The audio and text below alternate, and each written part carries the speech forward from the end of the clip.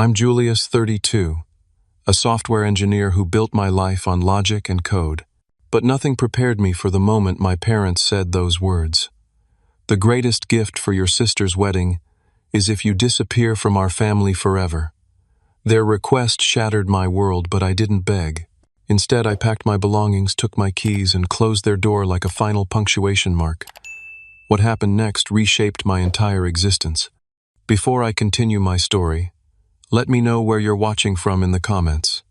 Hit that like button, and subscribe if you want more stories about finding strength when family fails you. Growing up in suburban Massachusetts, I believed we were the perfect American family. My father, Richard, worked as a corporate attorney, while my mother, Martha, managed a successful real estate business. From the outside, we had everything. A colonial house with a manicured lawn, family vacations to Martha's Vineyard, and holiday cards, featuring our smiling faces in coordinated outfits. But beneath that polished exterior lay a different reality, one where not all children were valued equally. The differences in how my sister Stephanie and I were treated started small. When I brought home straight A's in advanced math, my parents would nod and say, "That's what we expect from you." But when Stephanie passed basic algebra with a B-, they'd celebrate with dinner at her favorite restaurant. "Your sister works so hard," they'd say, "we need to acknowledge her efforts." At 10 years old, I couldn't articulate why this hurt so deeply. Science fairs became my battlefield for attention. In 6th grade, I built a functioning small-scale solar panel that powered a digital clock. My father glanced at it before leaving for Stephanie's dance recital, saying, "Interesting project, but we need to hurry, or we'll miss your sister's solo." I won first place, but my trophy sat unacknowledged on my desk, while Stephanie's participation ribbons for dance decorated our living room. "Julius is just naturally gifted," my mother would tell her friends, dismissing my achievements as effortless rather than the result of staying up until midnight reading advanced textbooks. "Stephanie has to work for everything she gets, which builds character." This narrative followed me through high school, my successes attributed to natural ability, Stephanie's minimal efforts praised as determination. My passion for computer science blossomed early. At 14, I created a rudimentary program that helped my father organize client files. "This is fine," he said, "but you should focus more on debate team or student government, things that will get you into an Ivy League." When I expressed interest in programming as a career, my mother sighed. "Computers are just a phase. You're meant for something more prestigious like law or medicine." Senior year brought the college decision that would widen the rift between us. Despite my perfect SAT scores and valedictorian status, I chose the State University's computer science program with a full scholarship over taking on massive debt for Cornell. The day I announced my decision, my father's face fell. "We've given you every advantage," he said, "and this is how you repay us. By lacking ambition." "It's the practical choice," I explained. "Same education, no debt, and their programming department is actually ranked higher." "Practical," my mother repeated with disappointment. "That's always been your problem, Julius. You never reach for more." 2 years later, when Stephanie chose a private liberal arts college with mediocre rankings and a hefty price tag, my parents beamed with pride. "She's following her heart," they said, "and making connections with the right kind of people." They never mentioned the tuition payments that strained their finances while I worked part-time to cover my minimal expenses despite my scholarship. After graduation, I joined a tech startup and quickly rose through the ranks. By 28, I had developed a patented security algorithm, earned a substantial income, and purchased a stylish apartment in Boston's Back Bay neighborhood. Financial independence gave me distance from my parents' criticism, but I still craved their approval in a way that embarrassed me. Each promotion or bonus became another opportunity to finally make them proud. They remained unimpressed. "Computers," my father would say with a dismissive wave. "Is that really what you want to do forever?" Your cousin Michael just made partner at his law firm. The dynamic shifted when Stephanie, after drifting through several marketing jobs, began dating Bradley Whitmore. The Whitmores owned a chain of luxury hotels and moved in social circles my parents had always aspired to join. Suddenly, my parents' social climbing shifted into overdrive. "Bradley's family knows the governor," my mother mentioned during every conversation. His sister was featured in Boston Magazine's 30 Under 30. The subtext was clear: Stephanie had finally done something right, something more valuable than any of my achievements. During a rare family dinner celebrating my promotion to senior developer, my father interrupted my explanation of our company's expansion to ask, "Have you considered getting a more impressive-sounding title, developer? Doesn't really convey authority." Later that evening, as Stephanie showed pictures of her weekend at the Whitmore family lake house, my parents leaned forward with rapt attention. "Julius," my mother said, without looking away from the photos, "you should let Stephanie's friend Taylor give you fashion advice.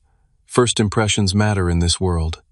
That night, driving back to my apartment, I realized a painful truth: no amount of success would ever be enough, because my achievements weren't in the currency.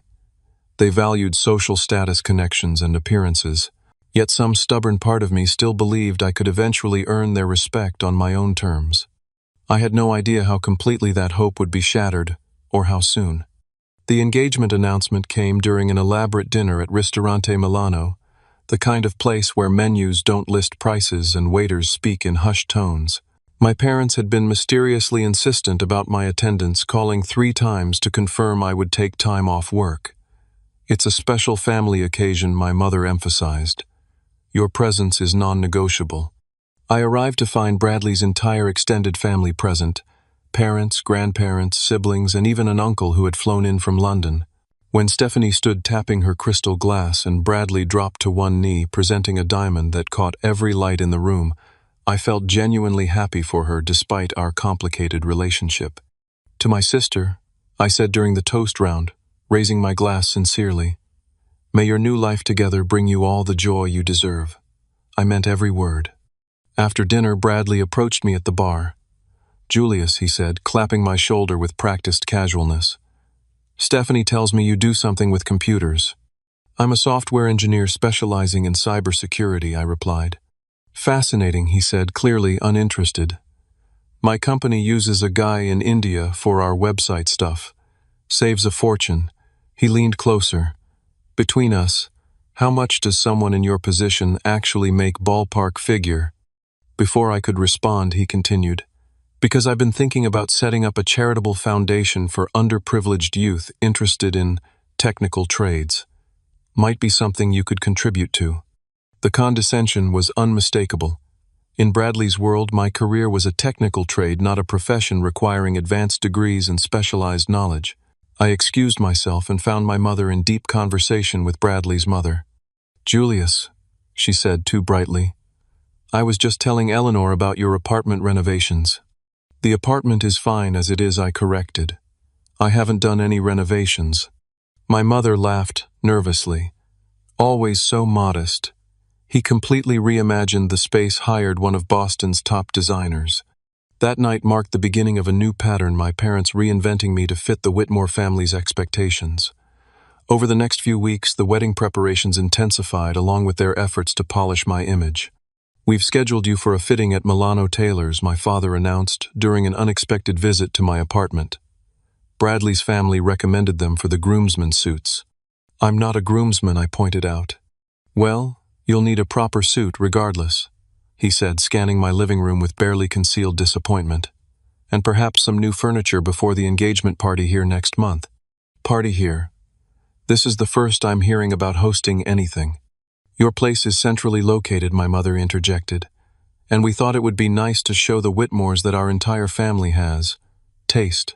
She emphasized the last word while glancing at my comfortable but ordinary sofa. The pressure continued mounting.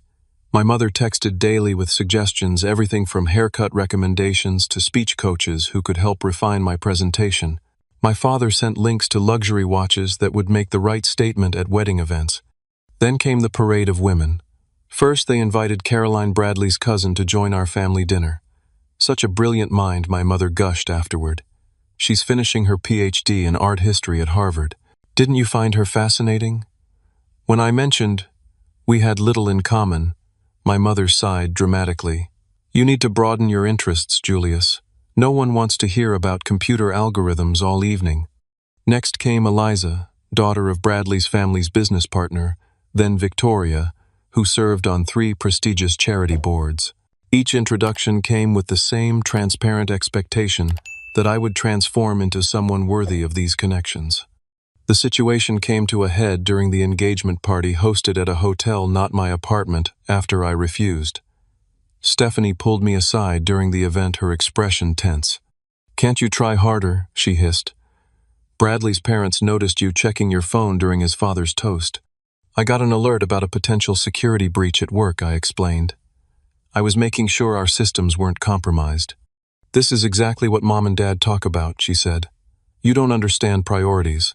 This night is important to me, and you're thinking about work." "I do understand priorities," I countered. "I prioritized being here despite a work emergency. But apparently that's not enough." Her face softened momentarily. "Julius, I want you to be part of this. But you make it so difficult when you refuse to make an effort with Bradley's family." "What exactly would qualify as making an effort? Pretending to be someone I'm not?" She didn't answer directly. "The rehearsal dinner seating chart is already so complicated. Bradley has 4 groomsmen plus family from overseas. The implication hung between us. I was becoming a logistical inconvenience."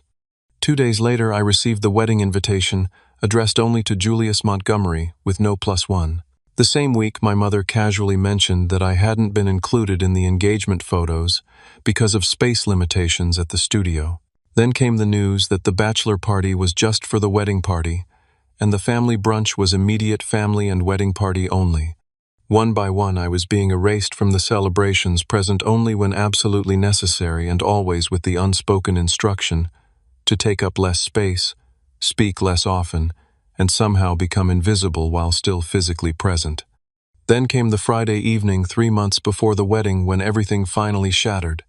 That evening began innocently enough, another family dinner, this time with Bradley's parents joining us at my parents' home. The conversation flowed through safe topics: the wedding venue, the honeymoon plans for Bora Bora, and Stephanie's final dress fitting scheduled for the following week. I contributed when appropriate, and otherwise focused on enjoying my mother's pot roast, a rare home-cooked meal in her campaign, to impress the Whitmores. As dessert was served, Bradley's father Harold cleared his throat. "Richard, Martha, there's something Eleanor and I wanted to discuss regarding the reception." My father immediately straightened in his chair. "Of course, anything at all. We've finalized the guest list on our side." Harold continued, "And as you know, I've invited several colleagues from the hotel business, including 2 former governors and a senator." "Wonderful connections," my mother nodded enthusiastically. "Yes, well," Harold glanced at me briefly, "some of these individuals are rather traditional. Image-conscious, you might say." The temperature in the room seemed to drop. I set down my fork, suddenly aware that the conversation had shifted to something concerning me. "We completely understand," my father said quickly, though nothing explicit had been stated. Eleanor Whitmore dabbed her lips with a napkin before adding, "We've always taught Bradley that character matters above all, and we certainly don't judge people based on their unconventional choices." Another glance in my direction. "But some of our guests might not be so open-minded." "What exactly are we talking about here?" I asked directly. An uncomfortable silence followed until Bradley spoke. "Julius, it's nothing personal. It's just that some of these people are very important to my family's business, and they have certain expectations about the kind of event this will be. Expectations that I somehow don't meet." Stephanie's eyes filled with tears. "Julius, please don't make this difficult. Everyone's just trying to make sure the wedding goes perfectly." By suggesting what exactly, I pressed. "Perhaps," Eleanor said delicately, "you could make some adjustments for the occasion. A more traditional haircut, a classic tuxedo rather than whatever modern style you might prefer." My haircut was a standard professional style, and I'd never mentioned any tuxedo preferences. These were simply proxies for their real concern that somehow I didn't fit their ideal image. "Julius," Stephanie pleaded, "just try harder, please. For me, this is the most important day of my life." The meal concluded with strained pleasantries, and as the Whitmores prepared to leave, my father pulled me aside. "Wait in my study," he said quietly. "Your mother and I need to speak with you." 20 minutes later, after seeing Bradley's family out, my parents entered the wood-paneled study, where I'd spent countless childhood hours watching my father work while hoping for scraps of his attention. "Julius," my father began, unusually hesitant, "you understand how important this wedding is for Stephanie. And for you, I added. He ignored my comment. The Whitmores move in circles we've always aspired to. This connection could change everything for our family. Richard, my mother interjected, let's be direct. She turned to me, her expression, a mixture of determination and something else, perhaps guilt. Julius, we've always been proud of you in our own way, but you have to admit you've always been different. Different how? You know what we mean, she continued. You've never quite fit in with the kind of people the Whitmores associate with. Your interests, your career choices, even your manner of speaking, they're all just a bit off-putting to their circle. My father leaned forward. What your mother is trying to say is that your presence at the wedding might create tension. Not because of anything wrong with you, he added quickly, but because of how others might perceive you.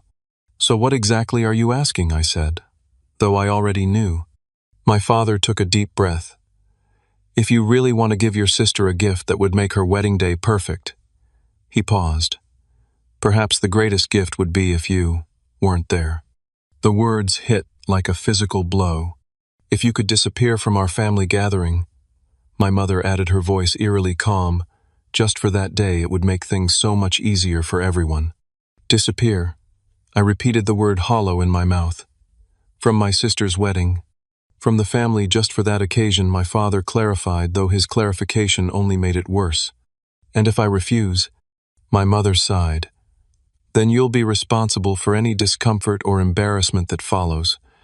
Is that really what you want for Stephanie's special day? In that moment, with perfect clarity, I understood that nothing I had ever done, no academic achievement, career, success, or personal growth, would ever make me truly acceptable to them. The realization was both devastating and strangely liberating. I see, was all I said, rising from my chair. Julius, my father called as I reached the door, be reasonable. This isn't forever, just forever, I finished for him. That's what you're really asking. Because if I'm not welcome at the most important family event, then I'm not really family at all. I drove home in silence. No music, no phone calls. Just the sound of tires on asphalt and my own breathing.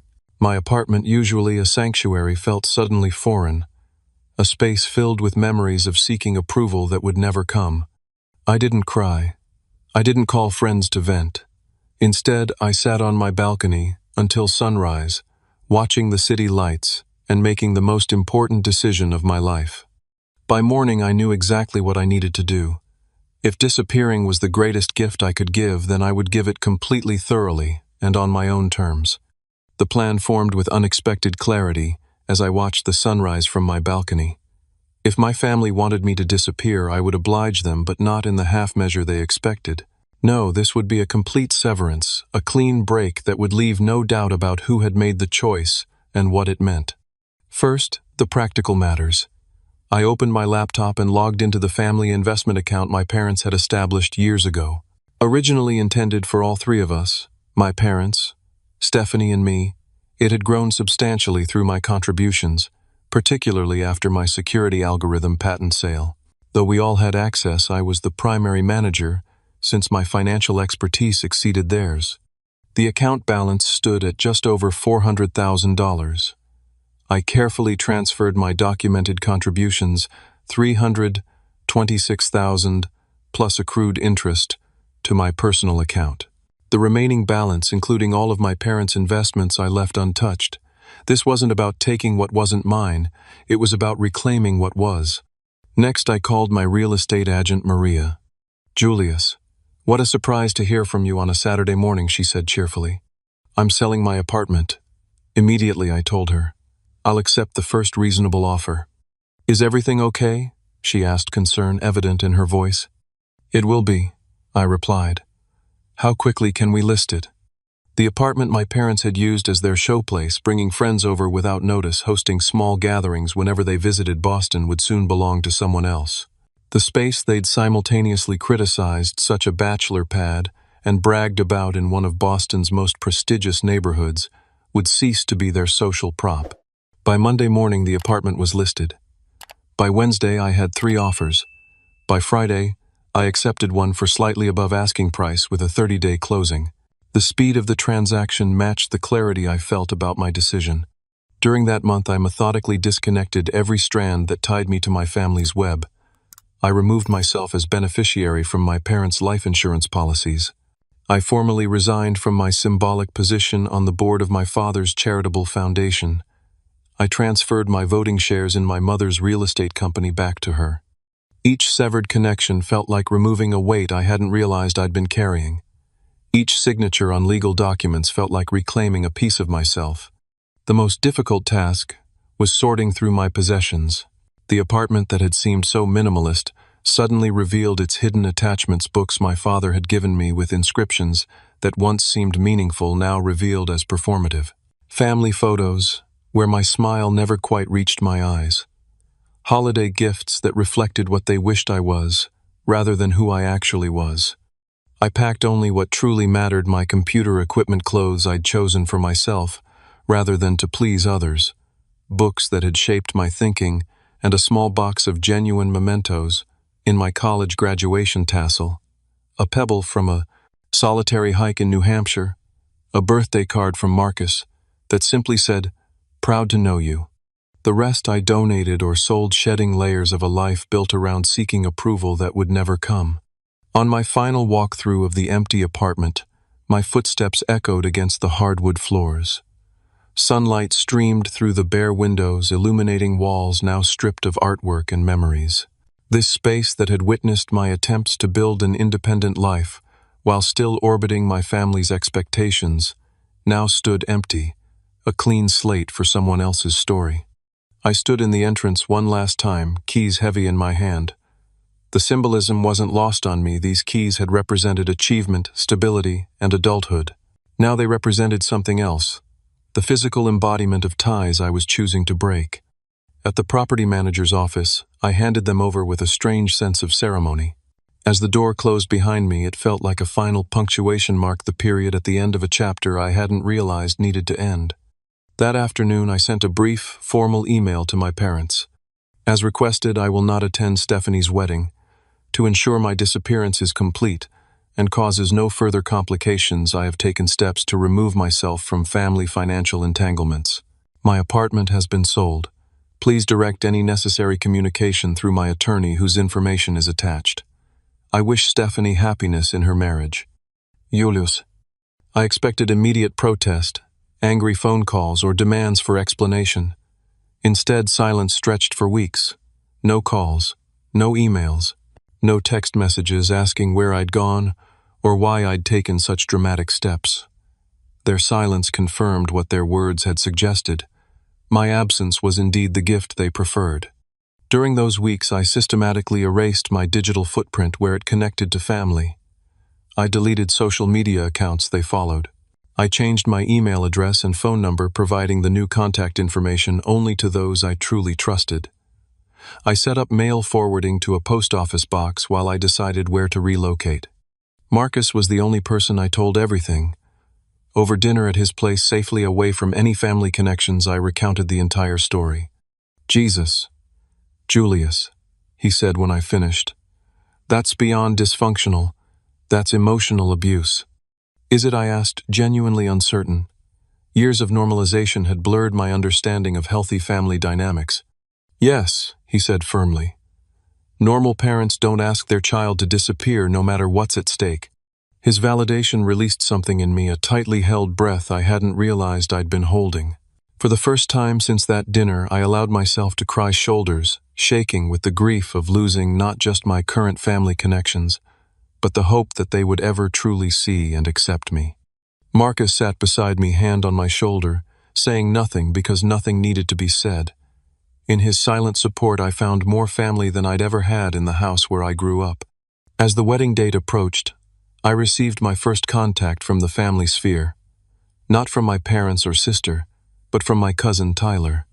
"They're telling everyone you had a mental break and needed to retreat from public life," he texted. "Just thought you should know what narrative they're spinning."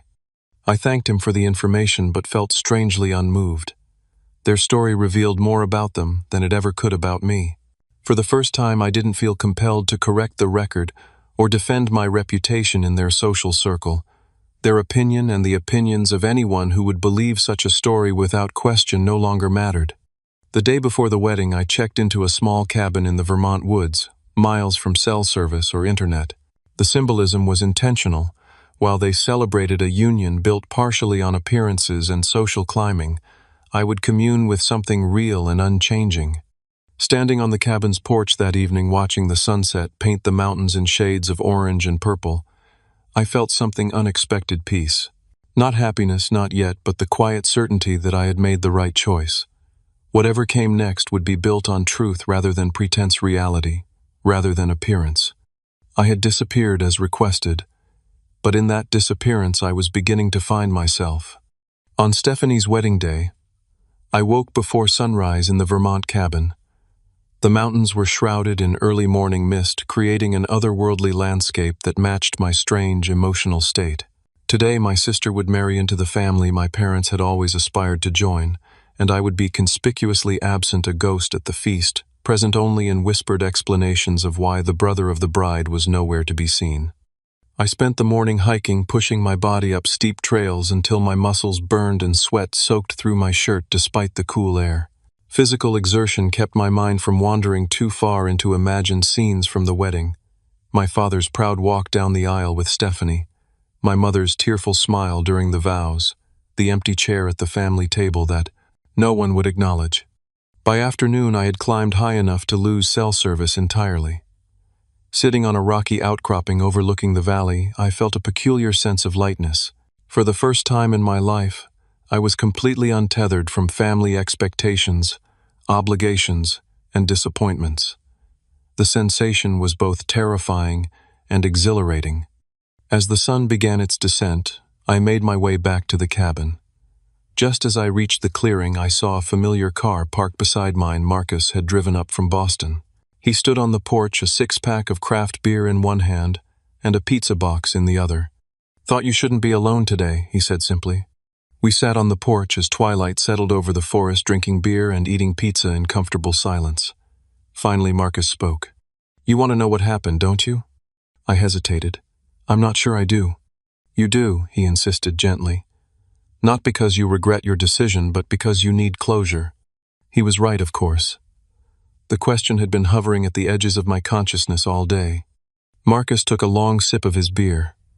"I have a cousin who works at the hotel. She texted me updates, and I couldn't help asking." "Chaos," he said simply. "Not the ceremony itself that went smoothly, but the reception was a different story. People kept asking about you, your mother's book club friends, your father's colleagues, even Bradley's extended family who'd heard about Stephanie's successful tech brother. Your absence was conspicuous. I hadn't considered this possibility that people would notice, would ask questions. In my family's narrative, I had always been peripheral, easily explained away.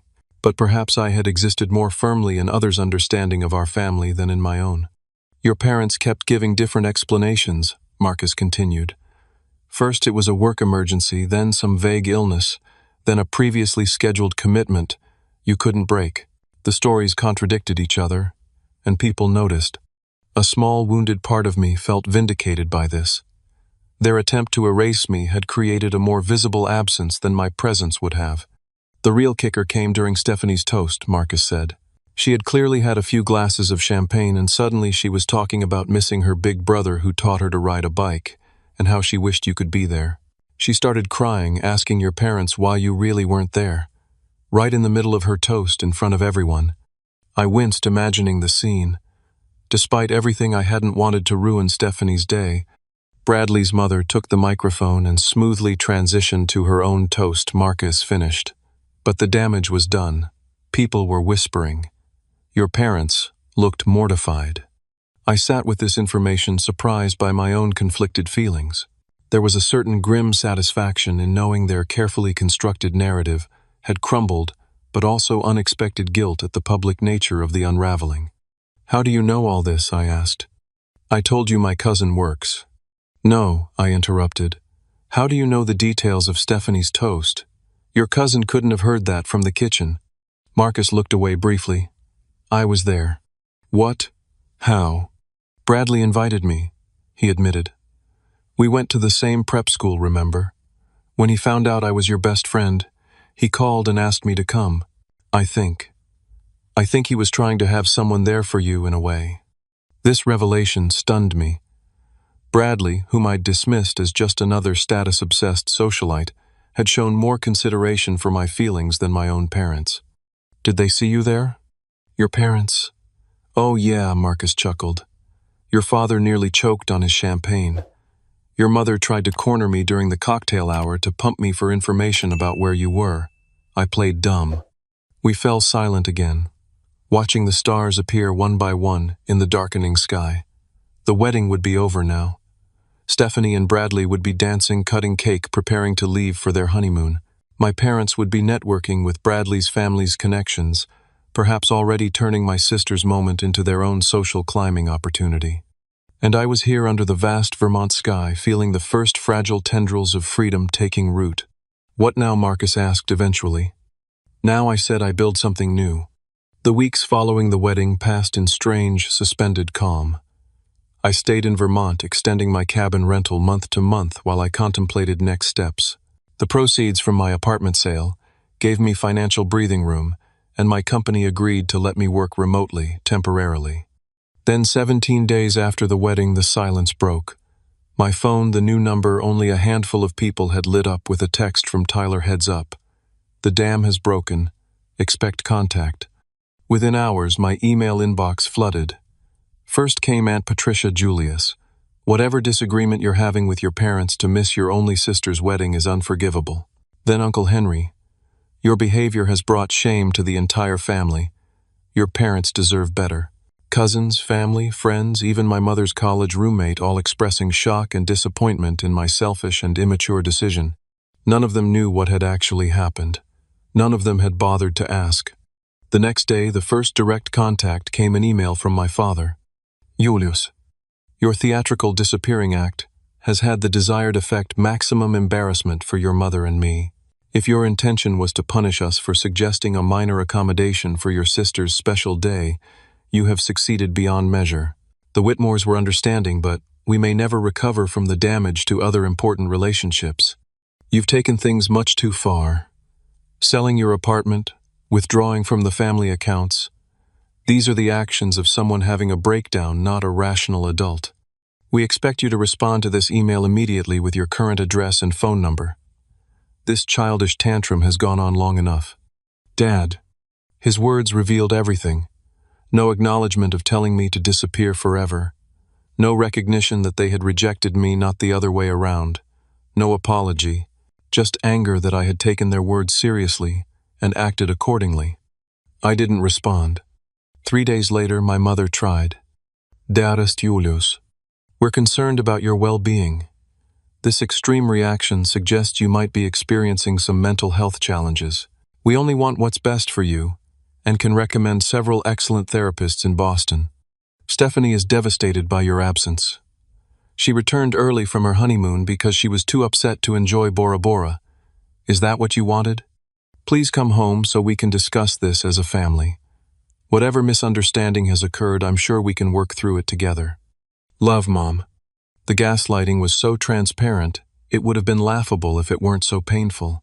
The suggestion that I had misunderstood their explicit request for me to disappear, the implication that my reaction indicated mental instability rather than self-respect, the emotional manipulation regarding Stephanie, it was all so familiar. I didn't respond to this email either. Finally, Stephanie herself reached out. Julius, I don't understand what's happening. Mom and Dad won't give me a straight answer about why you missed my wedding. They keep saying you're going through something but won't elaborate. Whatever they did or said, I'm sorry. I know how they can be. But I miss my brother. Please talk to me. Steph. Her message gave me pause. There was genuine confusion there, suggesting our parents hadn't told her about our conversation that night. Perhaps she truly didn't know what had transpired. After careful consideration, I sent a brief reply. Stefania, ask them what they told me was the greatest gift I could give you for your wedding. Ask them directly, and insist on an honest answer. I'm glad you found happiness with Bradley. Julius, I didn't hear from her again for 2 months. Meanwhile, through Tyler, I learned about the ongoing family drama. The Whitmores, far from being understanding about my absence, had been deeply uncomfortable with the conflicting explanations. Bradley's father had directly asked mine if there were mental health issues in the family that they should know about. My parents' attempts to integrate into the Whitmore social circle had stalled, with several invitations mysteriously not materializing. More surprisingly, Stephanie had apparently begun challenging our parents in ways she never had before. According to Tyler, she had confronted them at a family dinner, demanding to know exactly what they had said to me. When they minimized their words, she had walked out the first time she had ever openly defied them. As summer turned to fall, I made my decision. I accepted a job offer from a tech company in Seattle, as far from Boston as I could reasonably go while remaining in the contiguous United States. I found an apartment in a high-rise downtown with floor-to-ceiling windows and views of Puget Sound. I began building a life completely detached from the expectations and limitations of my family. And yet the shadow lingered. In quiet moments, the hurt would resurface unexpectedly, while unpacking a book my father had given me that had accidentally made it into my boxes, or hearing a song that reminded me of childhood road trips, or seeing a woman who resembled Stephanie in a coffee shop. These moments came less frequently as months passed, but they never disappeared entirely. 6 months after the wedding, as I settled into my new life 3,000 miles away, I received another email from my father, the first contact after months of silence. Julius, your mother and I have been reflecting on recent events. We may have spoken hastily regarding your attendance at Stephanie's wedding. If our words caused you pain, that was not our intention. We would like to open a dialogue about re-establishing contact. Thanksgiving is approaching, and your absence would be noticed. Regards, Dad. No acknowledgement of what they had actually said, no genuine apology, and still the concern about appearances, my absence being noticed rather than felt or regretted. I closed the email without responding, and looked out at the Seattle skyline glittering in the evening light. Their words no longer had the power to wound me as they once had.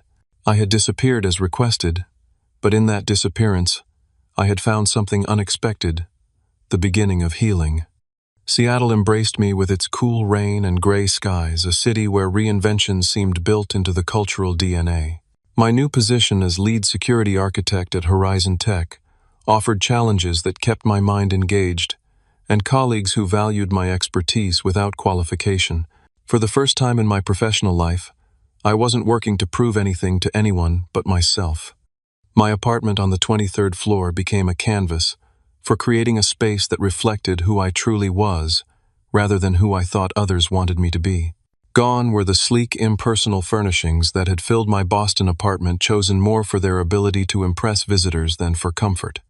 Instead, I selected pieces that brought me genuine pleasure. A worn leather armchair, perfect for reading, industrial bookshelves that showcased my eclectic collection of technical manuals and science fiction novels, and abstract art in colors that energized rather than calmed. Marcus visited 3 months after my move, whistling appreciatively as he took in the view of Puget Sound from my living room. "This place is actually you," he observed, running his hand along the reclaimed wood dining table I'd commissioned from a local craftsman. "What does that mean?" I asked. "Your Boston place was like a hotel, impressive, but impersonal. This," he gestured around, "has your fingerprints all over it. It feels alive." His observation struck me deeply. I had spent years creating spaces, and a life designed to win approval rather than reflect authenticity. No wonder nothing had ever felt quite right. Marcus's visit cemented his role as the brother I'd chosen, rather than the one I'd been born with. During his week in Seattle, we hiked Mount Rainier, explored Pike Place Market, and spent evenings talking on my balcony over local craft beers. He had left a successful position at a Boston financial firm to follow me west, accepting a comparable role at a Seattle company. Boston was getting stale anyway, he said when I expressed guilt over his move. Some friendships are worth following across the country. Through Marcus, I met Rachel, a freelance photographer, who captured Seattle's urban landscape with an eye that found beauty in unexpected places.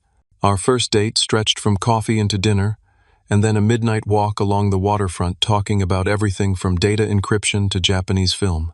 There was an ease between us I'd never experienced in relationships, no calculation, no performance, just genuine connection. "I like that you say what you mean," she told me on our third date. "No games, no hidden agendas." That's a recent development, I admitted, and shared a condensed version of my family history. Rather than offering platitudes or uncomfortable sympathy, she simply said, their loss with such conviction that something tight in my chest loosened. With Rachel, I found myself sharing thoughts and feelings I'd previously kept locked away, fearing judgment that never came. While my personal and professional life in Seattle flourished, news from Boston trickled in through Tyler, who had become my unlikely connection to family events. His text messages arrived irregularly, each one offering a glimpse into the consequences of my disappearance. "Aunt Patricia and Uncle Henry had dinner with the Whitmores last night," he reported in one. "Apparently, Bradley's mother asked pointed questions about why you weren't at any family gatherings. Your parents' explanation about your mental health retreat isn't holding water anymore." Another text revealed, "Your dad's firm lost the Whitmore hotel chain account. Word is, Bradley's father questioned your dad's family values after hearing conflicting stories about your absence." The most surprising update came 6 months after my move. "Stephanie and Bradley had your parents over for dinner last weekend. Huge fight erupted when Bradley mentioned reaching out to you directly. Your mother said something about family loyalty, and Stephanie apparently shot back with, like the loyalty you showed Julius. They left without dessert." I received this news with complex emotions. There was no satisfaction in my parents facing social consequences, only a sad recognition that they were reaping what they had sown. More surprising was Stephanie's apparent defense of me. The sister who had always aligned herself with our parents' values was possibly developing a perspective of her own. My suspicion was confirmed when 8 months after the wedding I received a letter from Stephanie, not an email or text, but an actual handwritten letter on heavy cream stationery. "Dear Julius, I asked Mom and Dad what they said to you before the wedding.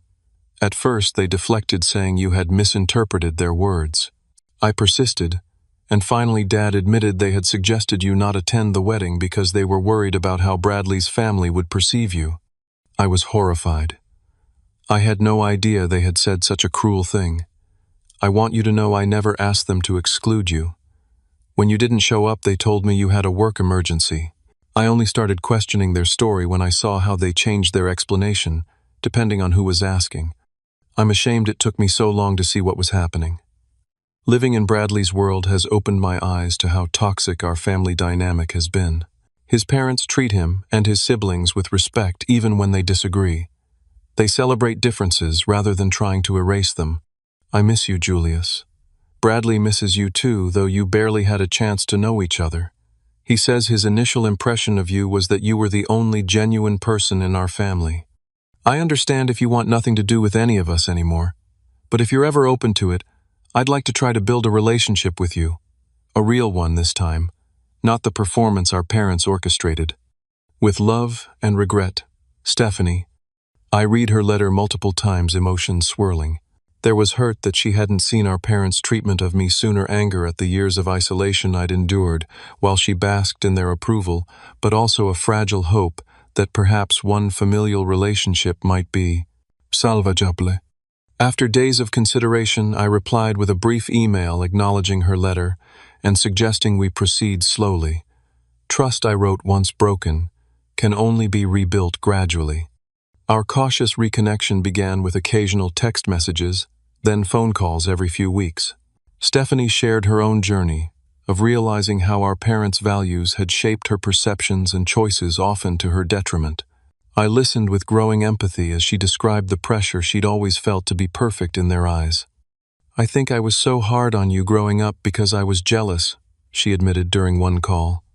"You always seemed so sure of yourself, so clear about what you wanted. I was just trying to be whatever they wanted me to be."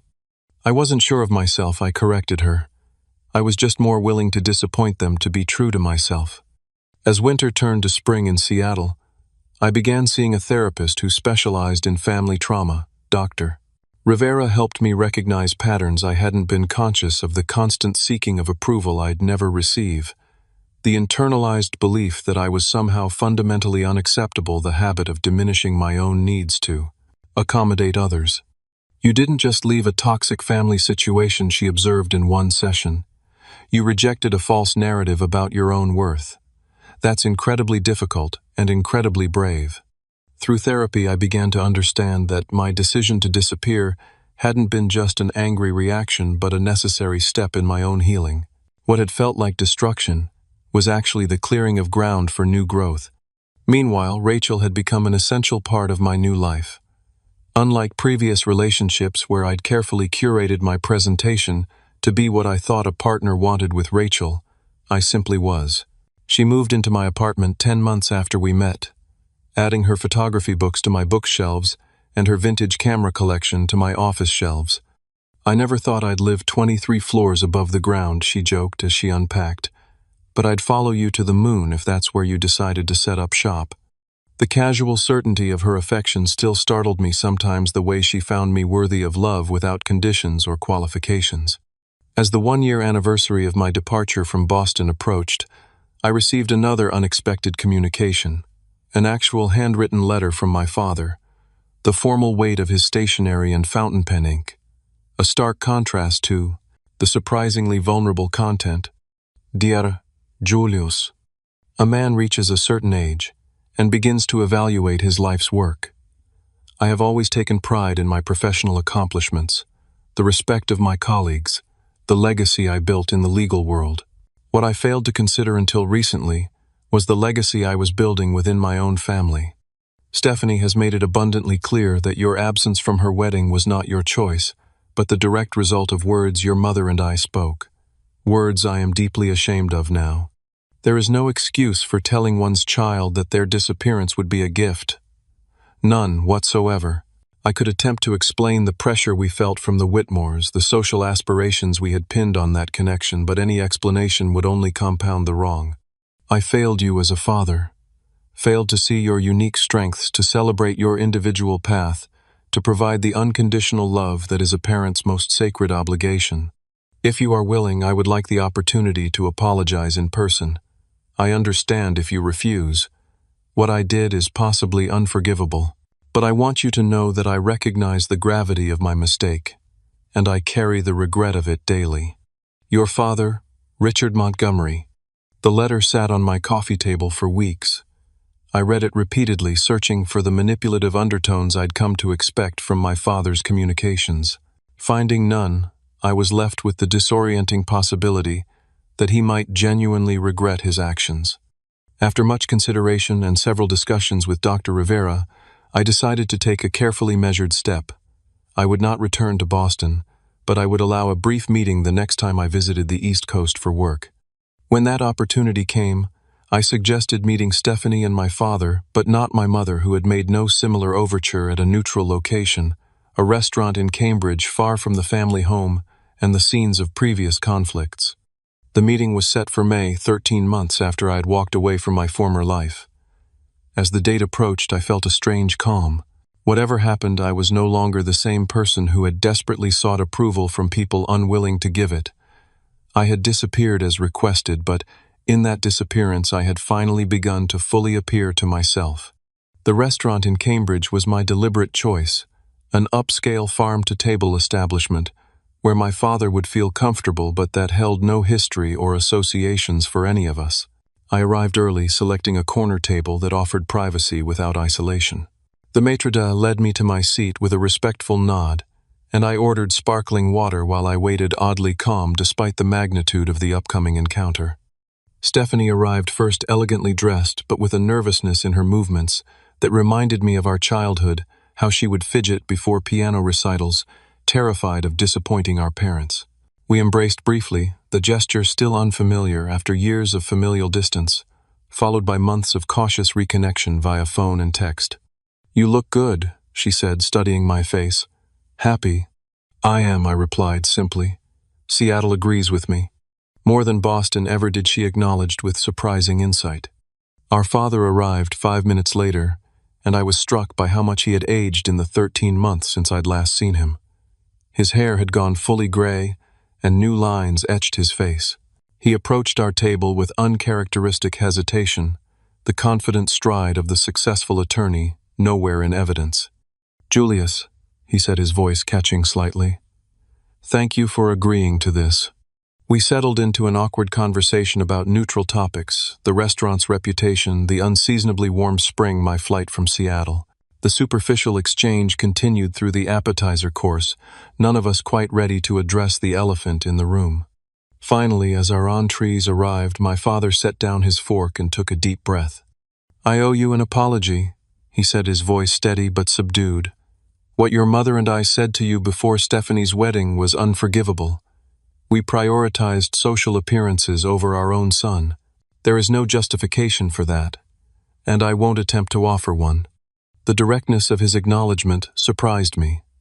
I had expected equivocation, perhaps an attempt to minimize or reframe their words.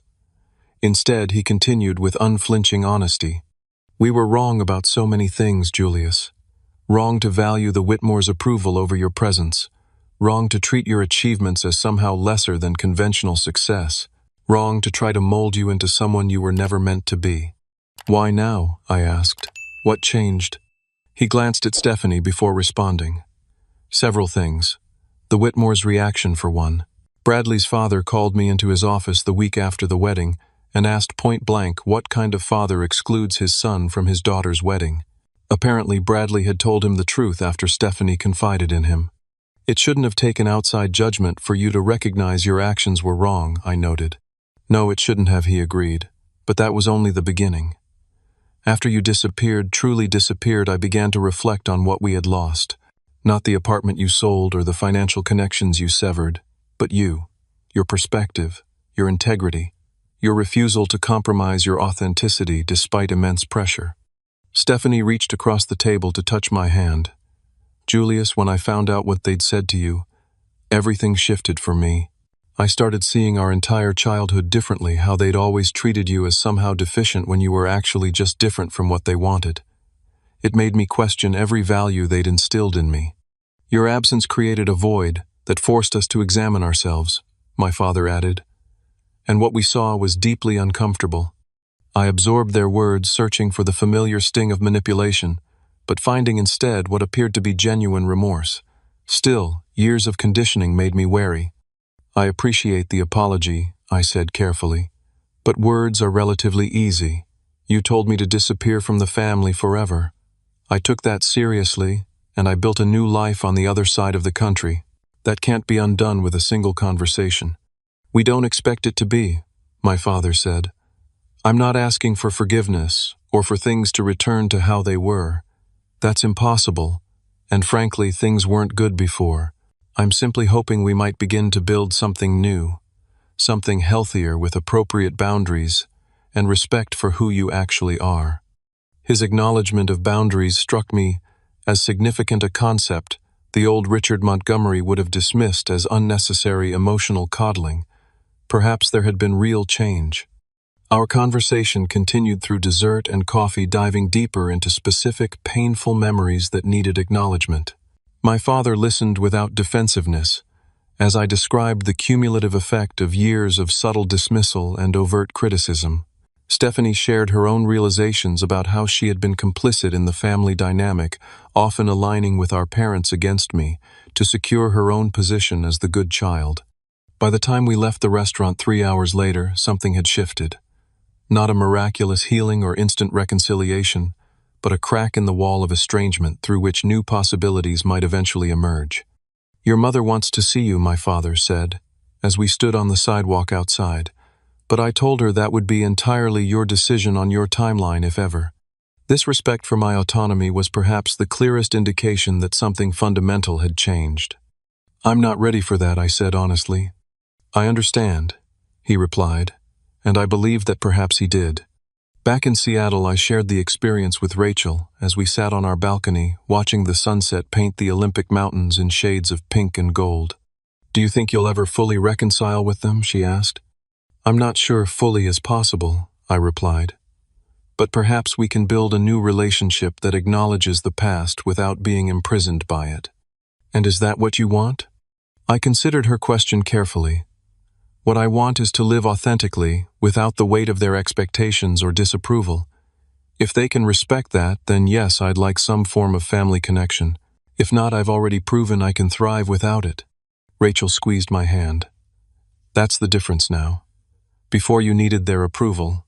Now you're willing to welcome their presence, but only on terms that honor who you truly are. Her insight crystallized something important. My disappearance hadn't just been an act of severance, but of self-reclamation. In walking away, I had found the courage to define myself on my own terms. Over the next several months, tentative new connections formed. Weekly phone calls with Stephanie evolved into genuine sibling support. Occasional emails with my father focused primarily on neutral topics, but occasionally venturing into more meaningful territory. No contact with my mother, who remained unable or unwilling to acknowledge her role in what had happened. 6 months after our Cambridge meeting, Stephanie and Bradley visited Seattle, showing them my new life. My apartment with its spectacular views, my office at Horizon Tech, where I was now a respected senior executive, the local haunts where I was known by name, felt like completing a circle. They met Rachel, and the four of us spent a weekend exploring the city and the surrounding natural beauty. On their final evening, as we shared a bottle of Washington wine on my balcony, Bradley said something that struck me deeply. "You know, when I first met your family, I thought you were the odd one out. Now I realize you were just the first one brave enough to break free from a toxic pattern. Stephanie followed your example in her own way." My sister nodded. "It's true. Watching you choose yourself, your authentic self, over their approval, gave me permission to question everything. I'm still working on it, but I'm getting better at recognizing when I'm making choices to please them versus choices that align with my own values." That night, after they left for their hotel, Rachel found me looking at old family photos I'd kept in a box but rarely viewed. "Second thoughts?" she asked gently. "No," I said. "Just appreciating the journey. A year and a half ago, they told me the greatest gift I could give was my disappearance. They had no idea that in disappearing from their narrative, I would finally appear fully in my own life." I replaced the photos in their box, not discarding them, but putting them in proper perspective. They were artifacts of a past that had shaped me but no longer defined me. 3 weeks later, I received a job offer from a major tech company in California, a prestigious position that would advance my career significantly. In the past, I might have agonized over how such a move would affect my tenuous family reconciliation. Now I evaluated the opportunity purely on its merits for my professional growth and personal happiness. When I accepted the position, I informed my father and Stephanie matter-of-factly, with no anxiety about their reaction. My father's response was simple: "Congratulations. It sounds like a perfect fit for your talents." No guilt, no manipulation, no subtle suggestion that I was moving farther away from family obligations.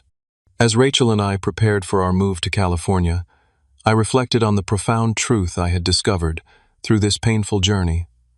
Sometimes the greatest gift we can give ourselves is the courage to disappear from others' limiting perceptions, so we can finally appear authentically in our own lives.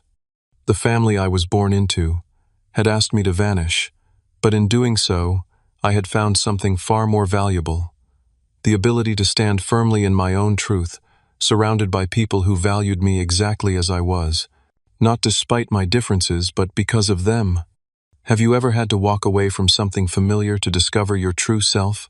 I'd love to hear your stories in the comments below. If this resonated with you, please hit that like button and subscribe for more stories about finding strength in difficult moments. Remember, sometimes the hardest decisions, like closing a door permanently, lead to the most beautiful new beginnings.